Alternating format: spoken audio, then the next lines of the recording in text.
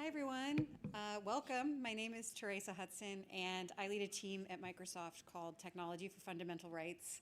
And I just wanted to welcome you to our offices. We have a nice sunny day. Thank goodness it was less nice on whatever day that was a deluge Monday. I don't know. We're really happy that you're here to engage on this really important discussion. I wanted to thank Foreign Policy Analytics for being great partners, as well as the contributors, which include some of today's speakers, who made the report possible, and many of whom have and continue to play a pivotal role in protecting Ukraine's digital infrastructure. I want to underscore that widespread, as many people here know, widespread cyber operations have been an integral part of Russia's war in Ukraine since the beginning of the full-scale invasion in February of 2022. More than a year and a half into the war, destructive cyber attacks, cyber operations for espionage, and influence operations online continue to make this the first example of a large-scale hybrid warfare. Responding to Russian cyber operations in Ukraine has required rapid and unprecedented cooperation. Microsoft first detected destructive cyber attacks in the hours preceding the physical invasion, and since then has worked with counterparts in Ukraine and beyond to move sensitive data into secure cloud environments, respond to Russian cyber attacks, and report on what our security teams are seeing. This cooperation has actually been one of the few encouraging things to come out of the conflict, as a multi-stakeholder coalition has thus far been able to limit the impact of Russian cyber operations in the war. However, while this is the first example of a large-scale hybrid warfare, it unfortunately will not be the last. That's why it's really important now to think about what kinds of cooperation are necessary to ensure we are better prepared to stand up to such activity in the future, to clarify roles and responsibilities, and to promote accountability in a new domain of conflict. We are so proud and grateful to have contributions to this report that we're talking about today from leaders from across stakeholder groups. This includes the UN and governments, including Ukraine and NATO, as well as international institutions like the International Committee of the Red Cross and the prosecutor of the International Criminal Court. They play a pivotal role in limiting the worst elements of armed conflict. We appreciate as well the contributions from other partners from industry and civil society who are engaged in this space. We encourage you to read the report in its entirety. You'll hear from many of the contributors today.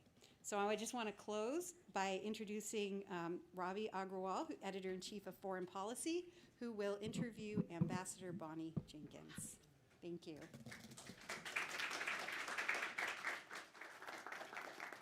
Come on up, Undersecretary. Great to have you on. Great, thank you. Here. Okay, thanks for being here, everyone. We have a packed house. How's your week been? It's been great once you get around all the barricades and everything, but it's been fun. We made it. So President Biden, when he spoke this week, he said that artificial intelligence has immense promise and immense peril. Mm-hmm. Promise, peril. When you think of those two words, and you think about your work, and you think about the implications of the emergence of artificial intelligence in cyber threats, in hybrid warfare, do you think more about the promise aspect of it or the peril aspect? Well, first of all, thank you for inviting me here. It's a great opportunity to speak to everyone, and also thank you for giving me the opportunity to write a little bit on this issue in your publication. There is both promise as well as, I guess, concerns. AI can be used, obviously, for so many things to make life easier for everyone, to make it easier for decision-making in many respects. I think ChatGPT has been welcomed by a lot of people. Some people were very concerned, I think, at the beginning, but I think it seems to have taken on a lot of interest and a lot of positive interest. so there's a lot that can be done positively in AI, emerging technologies overall. But yes, there are things that are concerning, and in the world that I am in international security, where I work on issues from weapons of mass destruction all the way to in everything in between, export control, sanctions, capacity building, preventing nuclear smuggling, all the way over to peacekeeping and things like that. I unfortunately or fortunately, depending on how you look at it, do focus on some of the things that can happen that are not positive. And so as I look at this world that's emerging in terms of emerging technologies and AI, I focus and my teams focus on what we need to be concerned about in terms of how it could be used in ways that can actually do harm. Or a lot of times not on purpose, maybe by mistake. But there are things that we're doing to try to help shape that in a more positive way, to help countries, to help industry, to help governments, military, think about what they should be thinking about when they use AI, and what are some of the norms that can be developed for countries to think about when they are using AI. So can you give us a tangible example of how some of these emerging technologies are stressing the norms that exist or frameworks that exist in your world? Well, the areas that I've worked on for many years in arms control, for example, where you have legally binding treaties that countries abide by, whether it's chemical weapons, nuclear weapons, biological weapons, for example. These are instruments that help to regulate the international community, to help provide some guideposts, legal obligations that countries abide by to prevent weapons of mass destruction, development, and use, and production.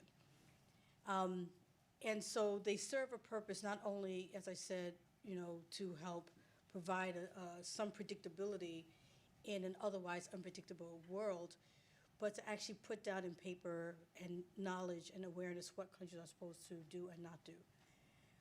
So now you're entering emerging technology, you're entering a world of AI, where you have a lot of actors, not just government, not just the military, but as I said, you have industry, think tanks, academia, all working on emerging technologies, in this case AI, in ways that we don't know what everybody's doing. We don't know what's being developed, what's being explored. So in a sense, there's a bit of unpredictable situation that is not the most comforting, particularly from my perspective. I think from the promotion side, it's great. Let's see what we can do. Let's do all the great things. But from the side of a person that works in international security, we don't have any real predictability or rules of the road to help companies think about what they should do and what they shouldn't do, just so that they can, what are the ethical issues, for example, not just the security, but some of the ethical issues. So what would it take to create those rules? And I guess given your work and experience in nuclear or chemical or biological weapons frameworks, are there clear lessons that can be applied? And I guess also we talk about this theoretically, but how quickly can things happen? Right. Well, there are examples, and I think what we are taking from what we've done in the past, which were treaties, which don't really fit this situation as much because of the nature of what we're talking about. We still want to develop predictability. So one of the things we're doing, as I said, is developing these norms, rules of the world, guardrails that countries can adopt, so that there is some predictability. One, for example, that we're working on right now is AI and the military and autonomy, where we are trying to get countries to all agree and sign on to a number of principles for how AI will be used in the military. It's doing things, recognizing international law, humanitarian law, making sure that individuals working on these AI understand the laws that exist. And one thing that's very important is making sure that a human is involved in any kind of nuclear employment. So these are principles that we've been working with a number of countries to try to adopt so that we can, as a world community, develop some kind of predictability. As I said, we used to have arms control treaties. They still exist. But not every situation, not every new threat or challenge fits into a box of arms control. So you have to find other ways that you can try to develop this predictability. And in this area, dealing with what we're dealing with, that's one of the ways we're trying to do it. The other thing that worries me amid all of this is that it's not just a new technology or an emerging technology. The world is at war. The UN Charter, has been made a mockery of by a country that has a Security Council veto vote. When you think about deterrence and predictability, I mean, much of US policy in Ukraine and the way in which America's been arming Ukraine has been calibrated by this sort of sense of, we don't want to provoke Russia too much because they could use nuclear weapons. All of that suggests to me that none of the frameworks that existed seem to apply in this situation. And so in this very situation, we're all talking about creating new rules. Doesn't that feel crazy? I can see why you might think that, but I think we have to also not throw out the baby with the bathwater. It's true that Russia is acting and violating, Security Council resolutions, invading a country as it has, but that does, if anything, that shows the importance of having rules and regulations and to reinforce why we need these things. So while you try to deal with the situation as is, which the ways in which you're trying to deal with the Russian invasion, you still have to recognize that this is also a time to reinforce the importance of international law, the importance of rules, the importance of developing norms for how countries are supposed to act. So on the one sense, you can say, it's showing the fragility in the system, but it's the system that we need to rely on so that countries don't do what Russia's doing. So you have to double down and work with other countries and other entities to reinforce the importance of these rules and norms that we want to develop. So in a sense, what you're saying is even if the rules get broken, the fact that they exist allows you to say, hey, you broke the rules, and therefore this is a Right. rules-based order. And that's the importance of not only international treaties, but norms. So let me ask you this then, given that this is the high-level week at the UN, there's a fair bit of criticism of America right now that it sort of helped create the multilateral order as it exists, but it likes to operate in clubs, especially clubs that it controls. So it's very comfortable right now in the G7, for example, which Jake Sullivan has called the steering committee of the free world, like-minded countries that can act together. And this week there was a G7 meeting that I think, actually moved the needle on quite a few issues, from China to AI to others. In the work that you do, is it your sense then that we're sort of in this fractured kind of space where different clubs will create norms, smaller clubs will create different ones, and then you come to the UN and it's sort of this latticed kind of patchwork of norms from other clubs? Does that make it messy, or is that the way it needs to be? To some degree, it's the way it is. I think that different regional groups or different like-minded groups, of which there's many. There's G7, but there's ASEAN. There's the AU. There's different type of multilateral groups and regional focus groups that exist because countries or entities of like-minded in those groups want to work together to see how they can move the needle forward in areas that promote what they need to do. And I think that's just going to happen. And I don't think you can prevent that. And I don't think it's necessarily a bad thing to figure out where you can work together with other countries. But there also is the UN. There's also larger multilateral entities where you also want to promote these overall norms. And in the process of doing norms, in the process of doing this, is never we want this and everybody agrees. It's always going to be a process of give and take. Even the AI and the military document I mentioned, we're talking to all countries, not just to the G7 countries. We are working around the world because it has to be something. Norms aren't really universally norms unless they're adopted by a vast majority of countries and not any one group of countries. And so we recognize that. So you need to work with more countries to actually bring them into the process. And you adopt and you change and you change text so that countries can see themselves in that document and see their opinions reflected, because that's the only way you're going to get countries to really want to do it and to really want to accept the recognition that you do need these type of norms because it benefits everyone. So yes, you do have regional groups and they will exist, and there's nothing wrong with that. But ultimately, you want to be able to work with everyone in some way and in some level. So we've talked about countries a fair bit now. Let's talk about companies. And we're sitting in this lovely space that is Microsoft space. How do you think about the role of companies in the work that you do, in the evolution of hybrid warfare, in the emergence of new technologies, sort of melding with traditional ones and countries using them? Because companies have this strange kind of role in that they could be Western, they could be of a country, but they're so multinational as well. Well, the first response is that industry has been involved in some of the work that I've done for many years. During the Obama administration, for example, we had a number of nuclear security summits that were represented by countries, but we also had nuclear industry that had side summits with our summits. And you had NGOs that also had their summits aside the government summit, because there was a recognition that in order to be successful, you have to bring in all the entities that play a role in that, because if you don't, if you miss out on an industry, then you're not really going to be effective. You can't make change if everyone who's going to be affected or who has a role in it is not there.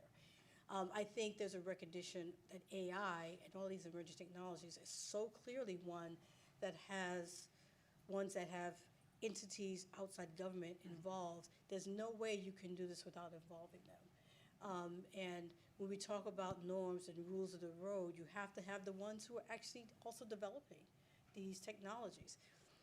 So there's a huge role for entities outside government, whether it's industry, whether it's academia, and that's one of the things that makes this so unique, is that it's such a bigger space than traditional arms control.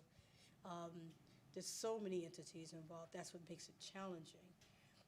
But at some point, it's good for industries, Microsoft and others, to also sit down amongst themselves and say, what do we think the norm should be? What do we think we should be thinking about? What do we not want to happen that we didn't think about that may be negative, that we didn't take into consideration? It's in everyone's benefit to understand yes, AI is great, and there's so many things that we can do with it, but let's also be aware of what we can be doing that actually be harmful. And that's where you need to have everyone involved in that. We're almost out of time. Let me ask you this. What conversation or event this week has given you hope in your field? Well, again, we had an AI side event on Monday that was really good, because we had an opportunity to see countries and industry talking about it, but also not just this, but also the SDGs. And it's interesting because when you say SDGs in my world, which is hard security, there's a lack of understanding of the connections between the two, but there are connections in terms of what we promote in my area and how we want to help the development field. So in addition to all of the discussions that we've had this week on AI and seeing entities, these kind of gatherings of a mixture of government and industry, which is what we need to do, and I think we're just at the very beginning of this. We're going to have to do a lot more of these kind of discussions where it's not just government but others in the room, seeing how SDGs and development plays into all of this, because AI has to be something that all governments understand, they can play a part in. So, seeing them separately, but think about how they all work together is important. Well, let's hope you can do more on that front. Okay, thank you. Ladies and gentlemen, Undersecretary Bonnie Jenkins. Thank you. Thank you so much.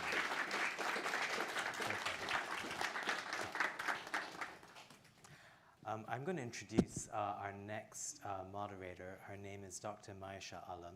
She's way smarter than I am, and she's going to introduce her panel to take this forward. Maisha.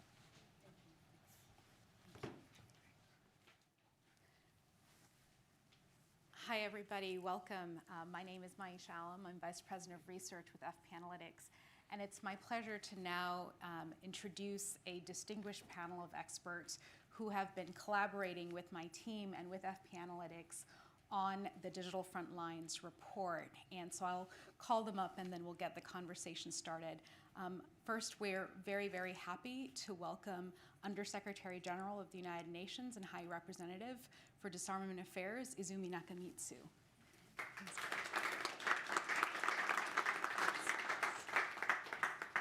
Thank you.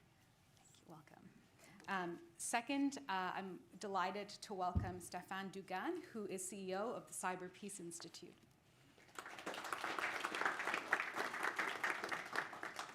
And finally, Kaya Siglic, who is Senior Director at Microsoft and leads the digital diplomacy team. Thank you, Kaya.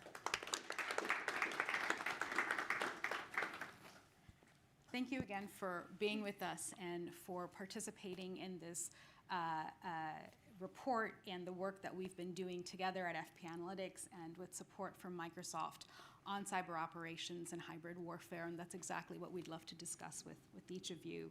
And I'm going to dive right in. And Stéphane, I'd love to actually come to you first. And you know, you're at the helm of the Cyber Peace Institute, and it's a civil society organization that is working on tracking and documenting how cyber operations have converged with kinetic warfare. Can you help us just understand what does that mean in real terms, and what does the human impact of that look like? Thank you. Thanks for the question. Thanks for the invitation. It's a pleasure to be here. The activity that we deployed since the 2022 invasion of Ukraine came from vantage point is quite logical. It's very difficult to ensure accountability on anything if you don't have measurement, if you don't have a baseline. So we put in place our resources, the capacity of the Institute to document, measure the different campaigns of attacks, cyber attacks that were happening. And quickly we identified that we need to look into the cyber threats in the broader context, not only like the traditional cyber attacks, but everything from cyber attacks to cyber operations to disinformation to proliferation of harmful content. So it brings us to a situation now where we traced more than 2,300 campaigns of attacks from more than 100 threat actors, which, and it's less known, impacted not only Ukraine or the Federation of Russia, but 53 countries in the world. In fact, the part of the world the most impacted by these cyber attacks is not the Federation of Russia, nor Ukraine. And it's 23 sectors that are impacted, and most of them being critical infrastructure. And we are talking about tracing attacks on civilian objects and civilian infrastructure. So why, again, and what does it say? It says that since this invasion, there's a clear escalation of threats in the cyberspace, impacting civilian objects and civilian infrastructure. And we think it's important that we document these activities to provide baseline evidence. For example, some of this data was submitted to the International Criminal Court so that we see over time if this hybrid usage of different means alongside the kinetic warfare is beyond the threshold of different legal framework. Because that's what is missing today. Mm-hmm. You have attacks, cyber attacks, operations, but where's the accountability? Yeah. And you know, your response, it brings up so many different issues that I'd love to unpack further, and with all of you, the tracking, the accountability, what does this mean under international law? And you know, a little bit later in this program, we'll be joined by the prosecutor of the International Criminal Court, who I'm sure will also want to speak to this. But just going back to something you said at the beginning about the process of tracking, monitoring, and documenting and what that entails. And Kaya, I'd love to bring you in on this as well, because can you know, I know Microsoft has been doing this work for many years, and in fact, long before the full-scale invasion began. And so can you talk a little bit about, from your vantage point at Microsoft, how you've seen Russia align its cyber, military, and information operations? And what does that process of tracking and attributing and monitoring look like for you in terms of cross-sectoral cooperation? Sure, thank you. And I feel, you know, Stéphane touched on some of this already. And I think particularly Cyber Peace Institute's capacity is also focused on not looking just at a particular company's network, but at everybody's network and what you can see, while we only really see what's on our systems a lot of the times.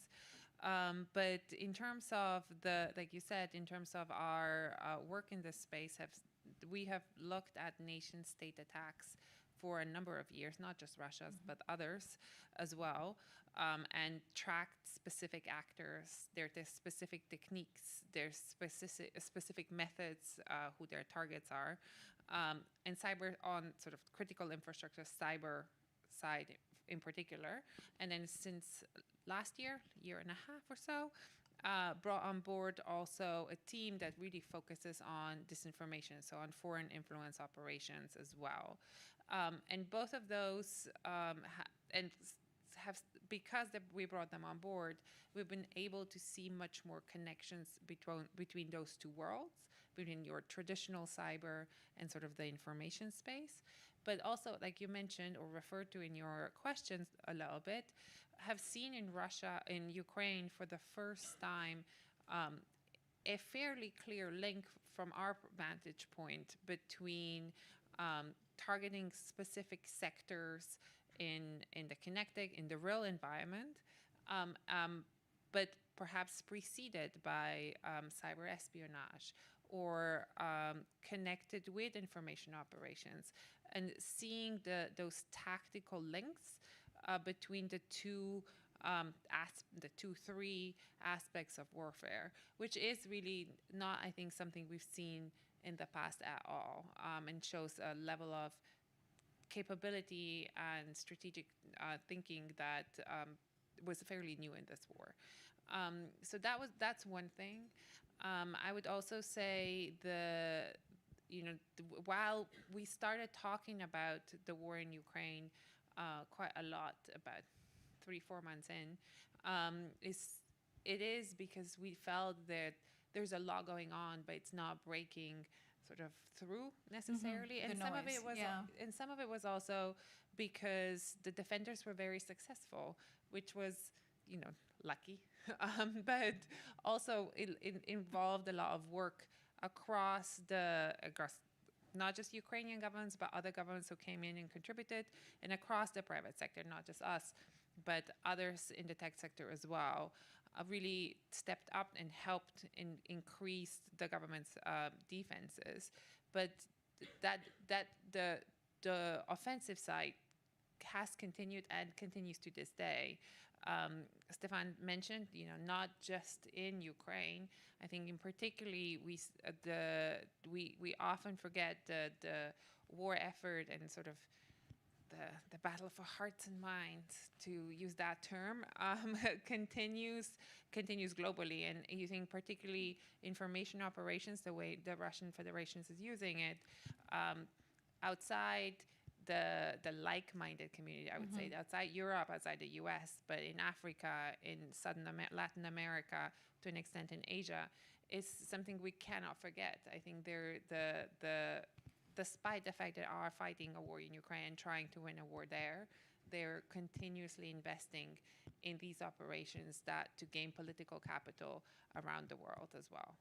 Yeah, and that point about information operations and where are they taking place, where are they most intense on that tracking, is something I'd love to come back to a little bit later in the conversation. But something else that you said that I thought was really important and important to underscore is about the role of cyber defense and what explains Ukraine's resilience and the ability to detect and thwart not just the volume, but also the scale of attacks. And we were very fortunate for the Digital Frontlines report to have Vice Prime Minister and Minister of Digital Transformation of Ukraine, Mikhailo Fedorov, contribute an essay, and I encourage everyone to read that.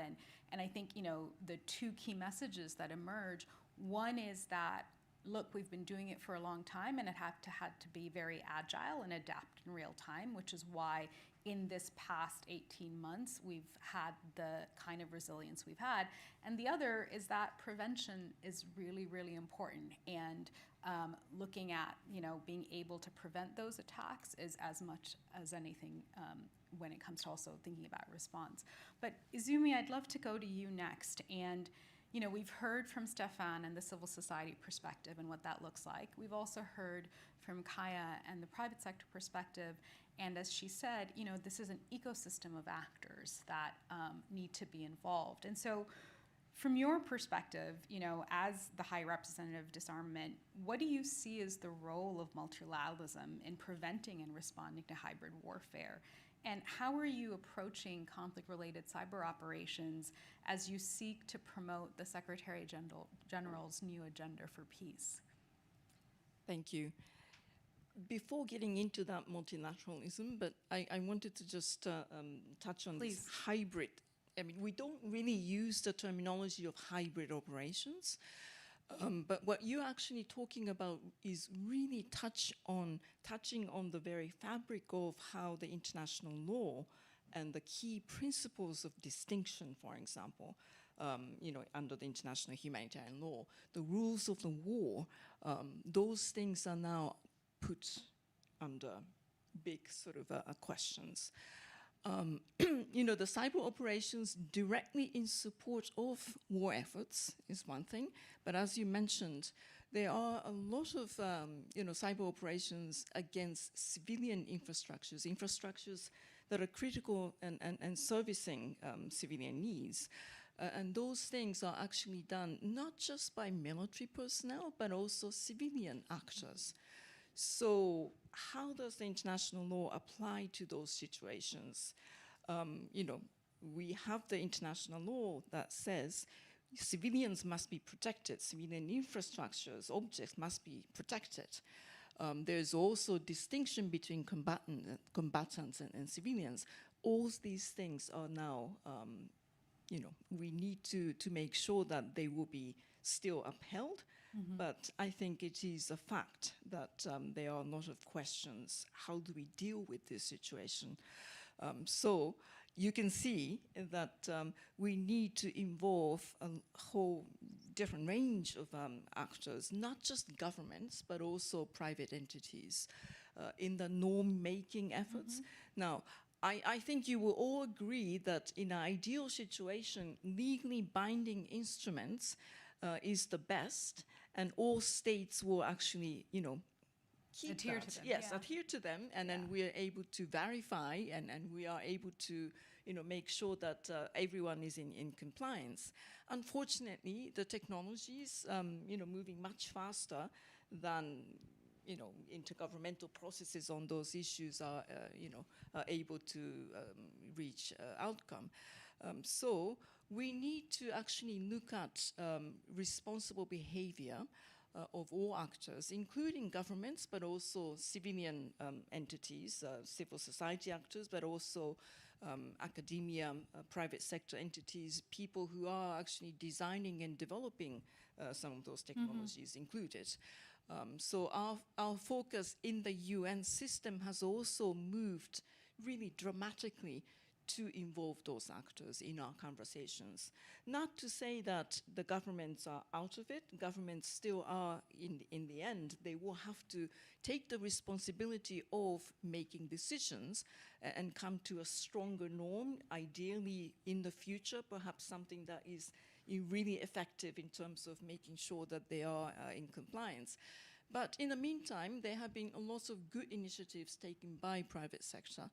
I don't need to actually list them here, but Microsoft has been one of those entities that are taking those initiatives as well. I think we are now looking at those UN process. We are in the middle of open-ended working group under the General Assembly that are still in discussions. And against the backdrop of a really difficult and very tense international environment, they were able to adopt a recommendation by consensus in July that included some progress. Global point of contacts for all governments. In case something happens, those point of contacts will be a useful instruments to exchange information and come to some sort of a measure to mitigate the impact. For example, they will, you know, issues like supply chain integrity, they will be also taking those issues up. So the process is moving. the multilateralism is one of those platforms where we can bring together those variety of actors, including governments, but also private sector people, so that we will be able to move collectively. I captured half of the Bonnie's remarks, and I very much agree that it will have to be an inclusive conversations. It's not that a handful of governments can, sort of go ahead and write those norms. If that is the case, then, we leave some of the actors that really need to be part of those agreements. So it's a complicated process, but the only way to actually strengthen the norms is to have these multilateral platforms actually functioning. So we are definitely making the efforts. Yeah, thank you for that. And indeed, many of the themes and points you touched on, I think, flow well from what Undersecretary Jenkins was discussing earlier. But another really important point you made, and again, we will have an opportunity to talk about this a little bit later, is about the impact on civilians and non-critical infrastructure. And I think one of the things to reiterate is when there is a distributed denial of service attack, or when there is a ransomware attack, or whatever the type of attack is, in any context, the impacts can be devastating. One of the contributors to the Digital Frontlines report is Hanno Pevkur, who is currently Estonia's Minister of Defense. And in his essay, he talks about what the 2007 attack, cyber attack, meant for Estonia, a highly digitized society where almost all government services can be administered and communication between the government and citizens can be administered online. Now, if you put that into an armed conflict context, the risks, the impacts, everything is amplified, right? And those are the stakes that we're dealing with. But the other thing that you mentioned, and I know is very top of mind for you, for the Secretary General, is about disinformation and influence operations and the ways in which those are eroding the public's trust in institutions and democracy and elected leaders and so on and so forth. So I'd love to ask, this is a question actually for all of you, which is, what are you seeing as the most concerning developments in this regard in terms of influence operations and information operations? And what is the impact of those types of operations when paired with kinetic warfare? I'll start. Thank you. What we saw when tracing the attacks since the 2022 invasion of Ukraine is that traditional cyber attacks modus operandi was used in the context of disinformation or information operation campaign. It happened, for example, in Ukraine, where a radio station was hacked. There was penetration into the system in order to inject a message to be broadcasted to the population with a disinformation aim. Mm-hmm. So that's the first change, because historically, sadly enough, in a lot of multilateral fora, or even in academia, or I know this from my past in law enforcement, these fields have been separated. There was the experts investigating cyber attacks and the one investigating cyber operation disinformation. But from the attacker's point of view, it doesn't make any sense. It's a lot of time the same skill sets, the same tools, sometimes the same HR department in the same criminal group which is working under the benevolent of states to deploy attack against the same victim. So the first thing to understand is how to make sure that we reinvent the investigation framework and how we collaborate in order to trace what is the impact of this new modus operandi on one end. On the other hand is a problem of escalation. I was mentioning it before, 100 threat actors since the 2022 invasion, 100 threat actors. And a lot of them being activists, being collective, being people that are dragged into deploying attacks in a geopolitical context. To your point, I would say putting in jeopardy their status as a civilian and potentially becoming combatant. Not sure that they really consider this, but that's a question. But also scaling this to a range that we haven't seen before. And then what's going to happen next in the context of disinformation and cyber attacks? Let's imagine that there's a peace treaty tomorrow between Russian Federation and Ukraine. Are we going to see a de-escalation in cyberspace? There are skills sets created today of people that knows how to make disinformation, how to make cyber attacks. Are they just going to stop like this?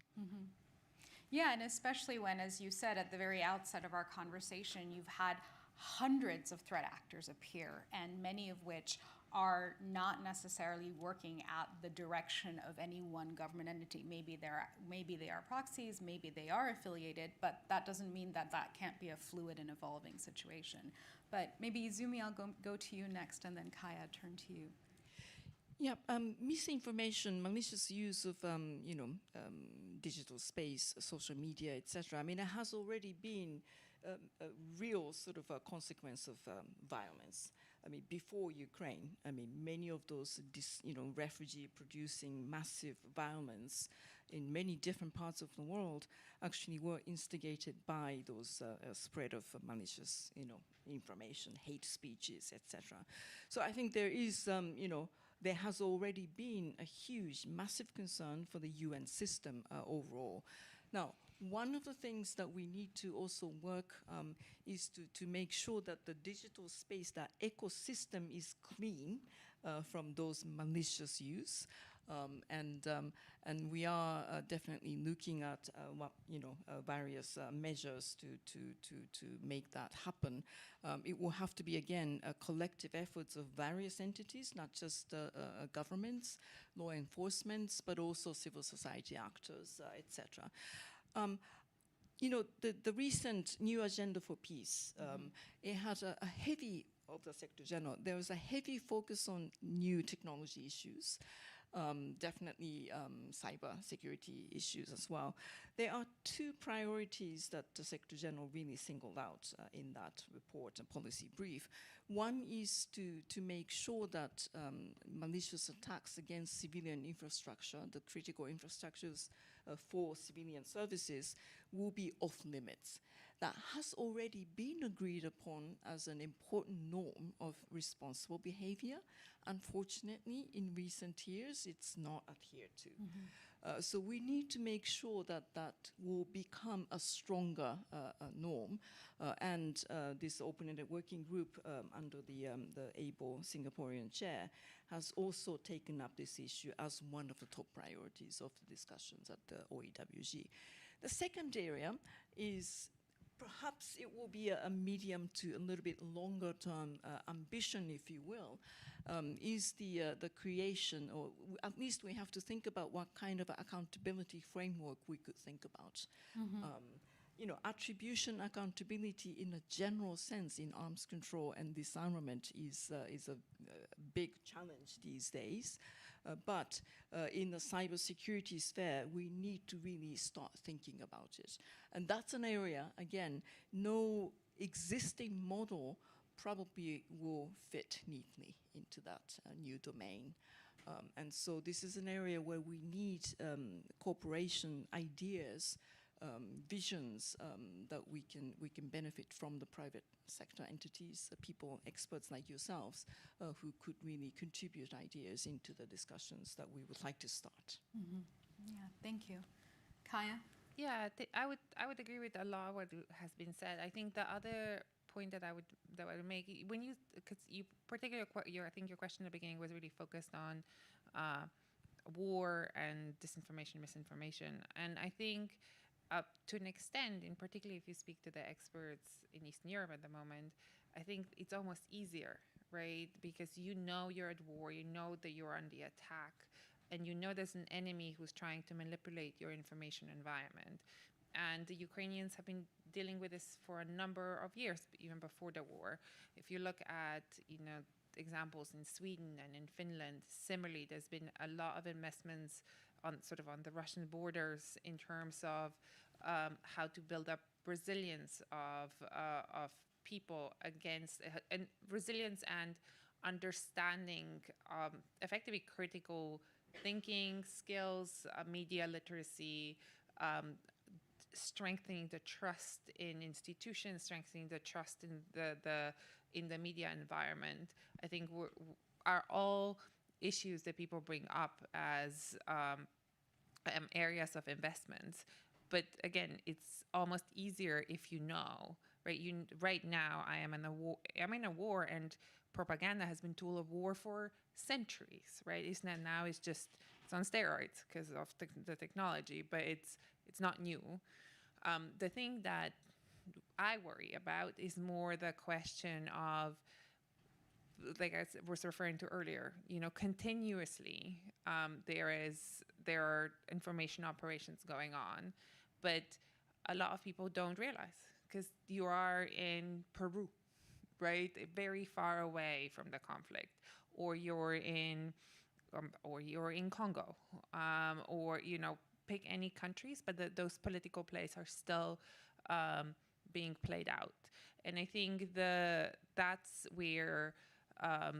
Not only at the multilateral level, although we definitely need to make progress on the multilateral level, I think, and make sure that even if it's not necessarily always adhered to, but there are certain behaviors, both in cyber and in disinformation space, that are very clearly off limits. As an example, for instance, the recent natural disasters, whether you're floods in Europe or fires in Hawaii, maybe it should be off limits to use those disaster and leverage them for disinformation campaigns, right? Like there's things that you could think about creatively that are not necessarily dramatically limiting freedom of speech, although I understand in the US it's more controversial than maybe elsewhere. So I think, but the predominantly strengthening the resilience of both the infrastructure on cybersecurity and starting to think about the cyberspace as a important priority for national security, I think will be important for all countries across the board. We see, for instance, in Europe, they're currently discussing legislation that would increase the resilience of critical infrastructures in particular. We've seen similar initiatives elsewhere around the world. And I think we need to see concerted efforts on information, in the information space as well. Like I was saying earlier, improving media literacy, investing in critical thinking from early ages in terms of maybe everything that you read online is not true, and actually having that conversation very early. It will take time, of course, but actually doing that, I think, would be something that we should think about collectively as a society. I couldn't agree more. And to your point about the information environment, and you kind of alluded to the context of the Congo, also a conflict context very different from the one we're seeing in Europe. But it reminds me of a conversation I was actually having with SRSG Bintou Keita and about the MONUSCO mission, and how even in peacekeeping environments, this point about influence operations and disinformation is hugely significant, and how it's undermining trust in peacekeepers, and also to be able to deliver on a protection of civilians mandate, which I think goes back to your point earlier that this is a global challenge. Certainly Clint Watts's essay to the Digital Frontlines report on Latin America speaks to that as well, regardless of what kind of political context you're in. This is definitely a huge issue. We're almost out of time, but I'd love to pose one last question to all of you, which is about the role of civil-military coordination and about public-private cooperation. We've talked about this a little bit already, but can you help us, understand what does this look like in practice? Are there any examples or innovative approaches you can highlight? And also where there are blockages or boundaries that you think need to be worked around? Maybe we'll start with you, Izumi, and then we can work down the line. I can only say that, the public-private cooperation is absolutely key. And actually, the states, the governments really now endorse and acknowledge that is key. And that's also observed in the UN conversations as well. So, UN is an intergovernmental entity, organization. So traditionally, we're not very good at having the public-private conversations. But I think in this area, all the way to establishing norms, but also something like creating, I think your word of resilience is key. Resilient infrastructure cannot be made without expertise also coming from the private sector. So it's absolutely key. And so, something about 21st century norm making and strengthening of norms requires a really seamless efforts. where private entities also take the concept of responsibility as well to their heart. And then the government side also understanding that the inputs and contributions made by the private entity is absolutely key. One thing I want to add here as the United Nations is that the private entities that also have to be representative. We have a tendency of, being really driven by those big, private sector entities that have enormous capacities and capabilities. But the United Nations means that we need to also address the concerns of the global south. And that goes not just to the state, the government level, but also to private sector as well. So that's something that is really important for us. And that would also mean that there will have to be a lot of capacity building efforts that we need to launch. I mean, it's starting, but I think it will have to be done in a really concerted manner. Thank you. Stefan? No, thank you. A practical example to your question. Kaya mentioned that what is happening in the threat landscape when there's crisis, different type of crisis, from flooding to fires or conflict, obviously. We discovered over the year that one type of entity that was heavily impacted in this context is NGOs, specifically humanitarian NGOs or in the development and peace, which are targeted by cyber attacks and information operations, both by criminal groups, because when there's a crisis, there's emotion. When there's emotion, there's money moving from A to B, and suddenly it's like a blinking target on the map, or by state actors with geopolitical intent to attack a civil society actor, an NGO, to gain some intelligence advantage. We put in place an uncommon partnership where we secure contracts, in fact, with private sector entities, and they provide to us, Cyber Peace Institute, volunteers, cyber experts that are highly ranked on the market, costing a lot of money, to be very clear, but with the heart in the right place. And these cyber volunteers help for free directly these NGOs in need. Doing that, we have something that is operational, that is direct, helping these NGOs to go against the fact that they cannot compete with the private sector to attract these skills, and at the same time doing something of value very fast. So this kind of partnership can be invented, and we can see that it can give idea in other sectors. Yeah, I know, and I know we're out of time. But I think also just to add on that, I think to answer your question, I think this is very much an emerging area. I think where everybody knows it's important that public, private, and civil society, in a lot of cases, needs to work on these issues together. And they bring different perspectives to the table. They understand different issues. They see different issues and are able to talk about it in different ways. And have different relationships. And we're, I think, all still learning to leverage those different knowledge areas and understand how we can share them and work together with them.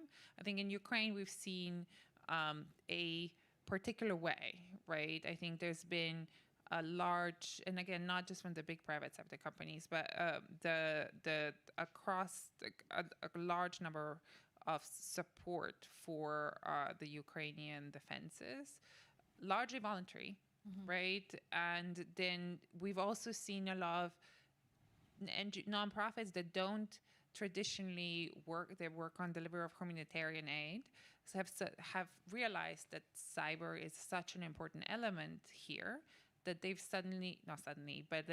they've refocused and started supporting capacity building efforts in Ukraine on cybersecurity, capability building efforts, because it was needed.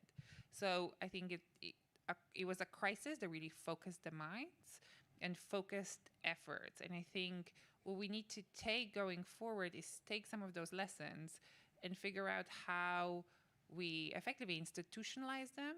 What can we do? I mean, we can't expect this will hopefully also will happen every time, but how do we make sure that those good practices of the three different sectors working together can be applied in different crises, in different contexts, but also, to be honest, in peacetime, right? Because I think the threats are there in peacetime and in war. So I think that's something we all collectively, I think, need to think. And like Undersecretary said, need to think about what responsible behavior for states in the private sector and civil society is in this different context. Well, we are unfortunately out of time for this segment, but thank you so much to all of you for contributing to the report, for sharing your perspectives, and for joining us today.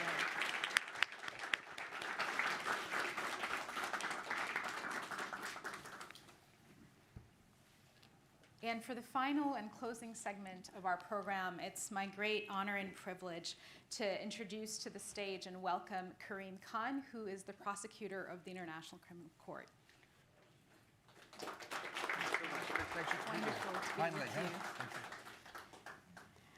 Thank you again for joining us, Karim, and it's really wonderful to have your perspective as part of the discussion.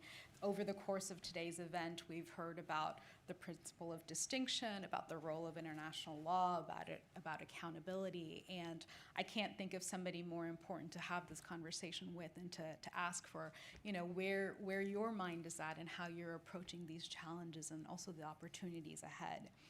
So let's start with just trying to understand the role of the Office of the Prosecutor of the International Criminal Court. And in particular, let me ask you, what concerns you most when it comes to the growing prevalence of cyber operations and armed conflict? What are you watching for? What are you most concerned about? And as you are monitoring and understanding, how is your office adapting to this reality so that you can ensure justice prevails on the front lines, including the digital front lines?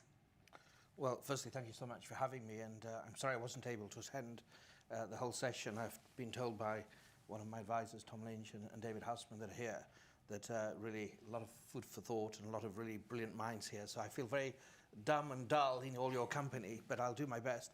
I'm driven first, if I can answer it in this way, that justice is too important to leave to the lawyers, and the law is not there as some kind of academic fetish. It must serve a role, which is to protect those that face the biting cold of injustice or are exposed to the fires and heat of hatred and discrimination. And the law has to deal with current realities. So this is why, as part of an overview when I came in 2 years ago, we put forward policy papers on gender persecution. We're doing, one, I think, in the next few days, a draft on complementarity. By Christmas, on a revision to our policy on children and sexual and gender-based violence. But the plan next year is to put forward policy papers on cyber crimes and the environment and slavery crimes. I think the concern is probably to make sure that law is clear enough, because I'm not a legislator, I apply the law we have. But it is very apparent to me that within the Rome Statute, which is the legal instrument, the international treaty, that gives jurisdiction to the International Criminal Court and creates the International Criminal Court, it's clear that attacks against the civilian population or war crimes that you've discussed can be committed in myriad ways. And one of the tools, unfortunately, that is likely to be used in due course, increasingly, is going to be cyber attacks. And the Undersecretary General mentioned, the clarity, in terms of making sure certain norms are understood. But in 1949, we had the Geneva Conventions. It's very clear. You can't attack civilian infrastructure, you can't attack civilian property, you can't attack grain silos or, mosques or churches or synagogues or temples. And yet we see around the world those clear norms that are not arguable. The ICRC is clear about them. International jurisprudence is clear about them. They're violated. And they're violated because power trumps principle far too often, and the law is viewed as some kind of impotent, side talk that people will talk about but doesn't have teeth to move things forward. So I think one of the concerns is the lack of clarity. We need to not legislate, but clearly identify the parameters of the existing jurisdiction and be clear to the public, to states, to non-state actors, and the investigators and prosecutors and analysts in the office that cyber attacks may fall within the jurisdiction of the existing law. And so if we don't know what our jurisdiction is, we're not going to look for it properly. It's necessary to put it in clear terms and have a conversation and consultation to make sure that we are more effective.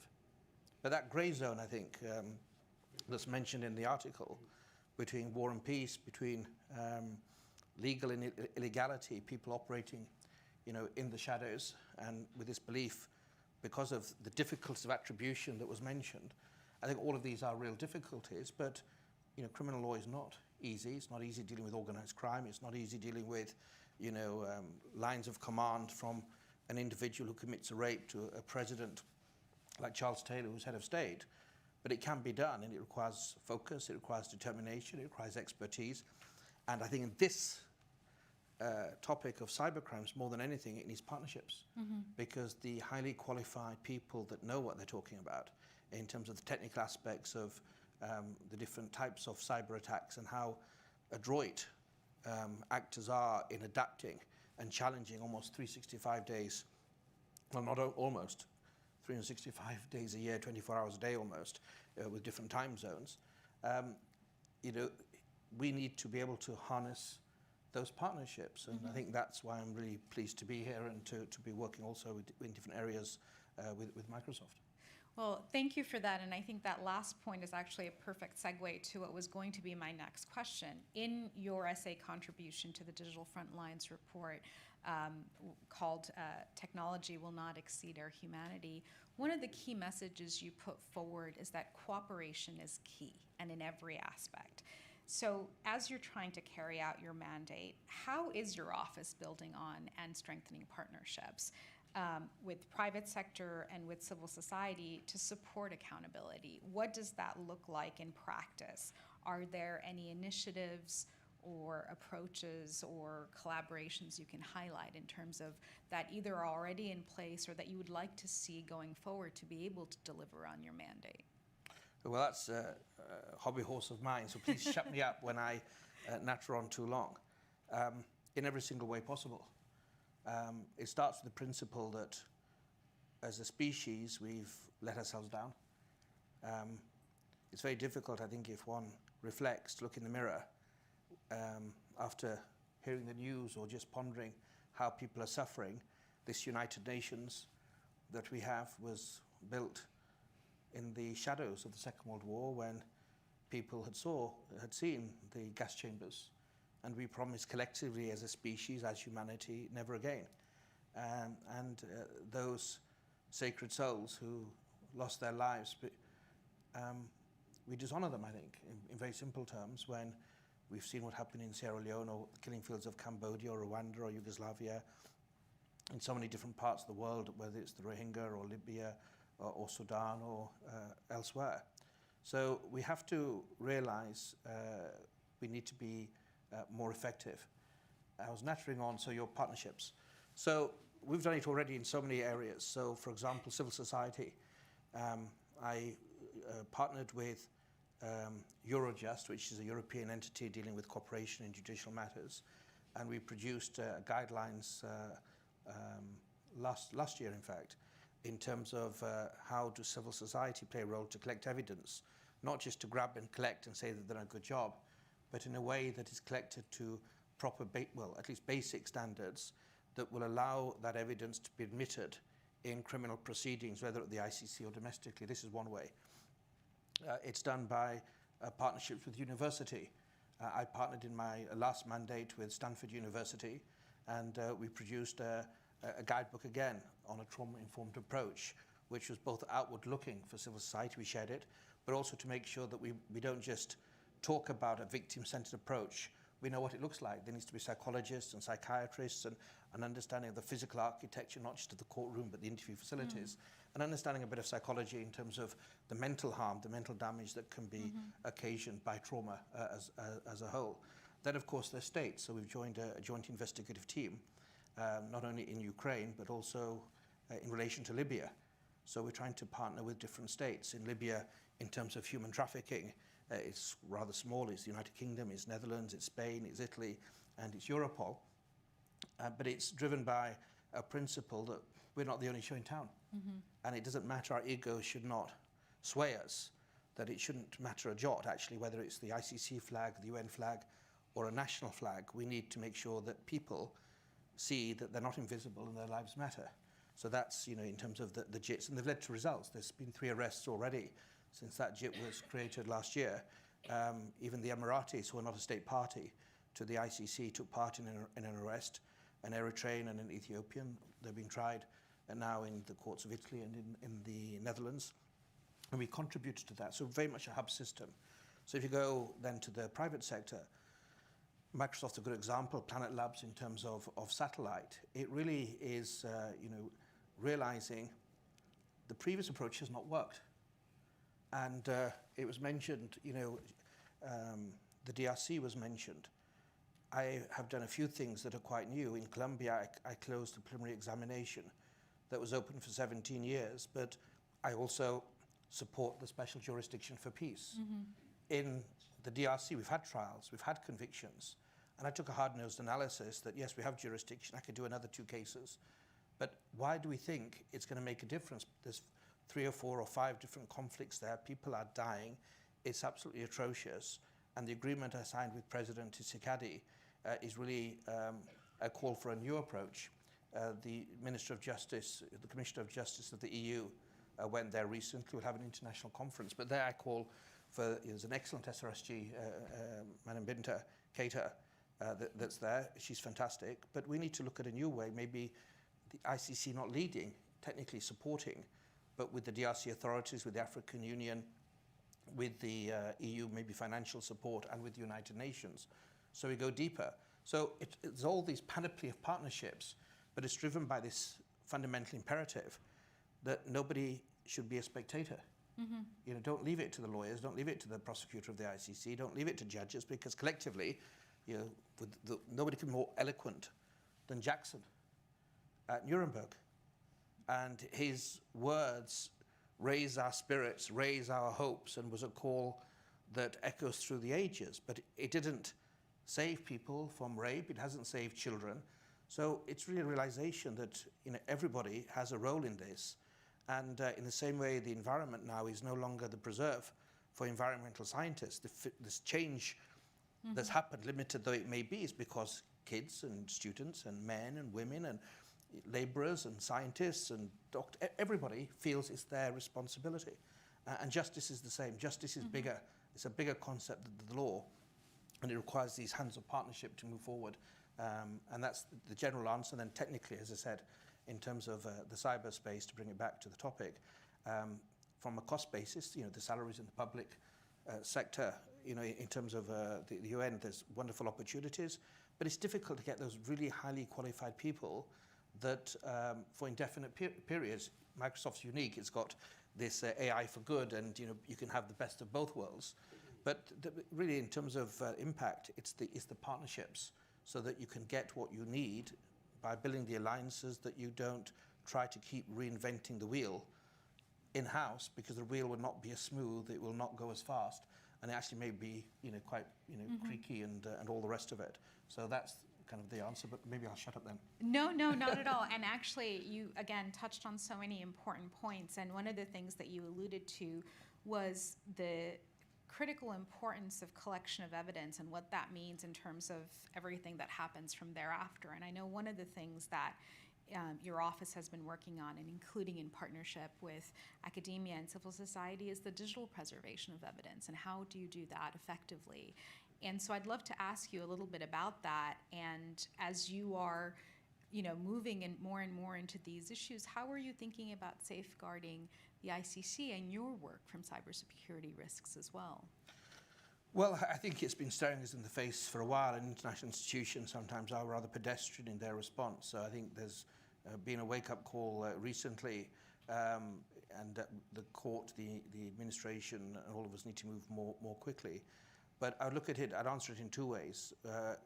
Together with Microsoft and with the excellent support, we've launched just a few months ago, in fact, David, OTP Link. So OTP Link is a secure pipeline where people around the world, in any situation, can send their communications. It could be evidence, photographs, complaint, legal briefs to us in a very secure way. And it's not just a pipeline. Within it, as a separate tenant in the cloud, there is a process so it can, using AI and various machine learning, it can be sieved and analyzed to make sure that we're not as slow. We work more at the speed of relevance because that goes back to the expectations, of survivors. So that's one way. We have different processes, for example, ELMS in terms of the evidence lifecycle management system, and technology has a huge part to play. In Iraq, for example, we created a system where, because there may be a delay sometimes with if a team is in Duhok or in Erbil and they can't come back to Baghdad, the teams could scan on their phones evidence, and immediately it's given an ERN, it's given a number, and it's uploaded. So it's preserved in a digital format, but in a secure manner, and it's transmitted. When it comes to other evidence, I think there's a lot of dinosaurs. Lawyers were the worst, actually, out of all of them. Just see, particularly English boys, how wigs and gowns and all the rest of it. But, the idea that things are safer on premises is very redundant, and it's not borne out by any evidence. I think the fact that, again, just I think 2 weeks ago, we concluded the process of creating a cyber vault, my office with Microsoft. I mean, then you've got the resources behind it, and you've got the monitoring that actually becomes more secure, perhaps, than the old-fashioned way of doing things. And it's realization that what was good in Nuremberg maybe would not have been good in the former Yugoslavia in the 1990s, and what we did in the 1990s in terms of preservation and collection is a bit anachronistic compared to the 21st century and the exponential increase of technology, and science, and the vistas of evidence, the tsunami of evidence that you simply can't handle in terms of even looking at without, fundamentally changing the approach. And I think that paradigm shift by trying to keep the best of the old, if I can put it, the tried and tested human lawyer, investigator, analysts. Ultimately, it's my signature on warrants and in prosecutions, but using the tools that are available that the private sector is using, that is indispensable now to disaster relief, that's indispensable to the WHO, that's indispensable to agriculture, and there was a very good event yesterday I think it was, that was here. We need to also embrace that, and it requires an understanding of where the difficulties are, and really, I think then a very creative approach to dialogue with the experts, say, in the cyber domain about, okay, well, maybe we've got this product already, we can amend it, we can tweak it to your own needs, and that can really help us move forward in terms of the collection and preservation of evidence. But the final bit is we can't be static because things are constantly evolving, so there's never going to be such a thing as perfection. There's going to be constant movement based upon some fundamental principles, and I think only by constantly adapting to the reality is evidence going to be sifted correctly, it'll be analysed correctly, and then of course within that it's not rubbish in, rubbish out. You've got to also be alive to the increased proclivity of different actors to go into deep fakes and manufactured evidence and all the rest of it. And again, sometimes you need to fight fire with fire in terms of using cyber as well to help identify evidence that has been interfered with, or information that's been interfered with. Absolutely, and there are so many more things I wish I could ask you about and talk to you about. I'm afraid we are out of time. The point that you made at the closing about constant movement, the need to be agile, adaptable, and to adjust our approaches, I think has been a common theme throughout today's discussion. Earlier with Undersecretary of State Bonnie Jenkins, from Undersecretary General Izumi Nakamitsu, Kaya from Microsoft, and Stefan from the Cyber Peace Institute. This definitely has been an undercurrent of the discussion. And so I can't thank you enough for joining us, for sharing your perspective, for the work that you're doing and doing it bravely. So thank you for being here and for participating in this project and contributing to the Digital Frontlines report. No, thank you for having me. Thank you so much. Thanks so much. Great to meet you. Yeah, great to meet you. I've heard a lot about you from Shamla. Shamla, yes, Yes. I was texting with him. Yes. We'll talk later. Thank you again for being here. I encourage everyone to please visit the website and to take a look at the Digital Frontlines report, engage with the research. There's a great deal of data visualization, analysis, and expertise that's featured in there. And thank you so much for your interest and for joining the program today here in person as well as online. If you are here in person, please join for the reception that Microsoft is hosting, and I look forward to meeting you all. Thank you again. Thank you. Very well done.